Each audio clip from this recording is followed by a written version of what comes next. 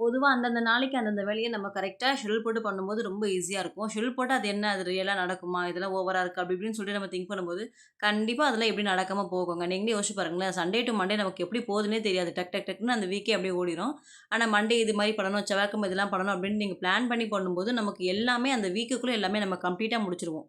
நம்ம வீட்ல டிஃபால்ட்டா இருக்கிறது புதன்கிழமை, வியாழக்கிழமை, சனிக்கிழமை. இந்த 3 நாளுமே வந்துட்டு டஸ்ட் பண்றது, கிளீன் பண்றது, தொட்டட அடிக்கிறது இந்த மாரி வேலைலாம் நான் பார்த்து முடிச்சுருவேன். அதே மாதிரி அந்த நாளைக்கு அந்த வேலைய நம்ம ஃபினிஷ் பண்ணும்போது தான், மற்ற நாள் வேலைய நம்ம அழகா ஸ்டார்ட் பண்ண முடியும். கேரி ஃபார்வர்ட் பண்ணும்போது அந்த வேலை வந்து நமக்கு பெண்டிங் ஆயிரும்.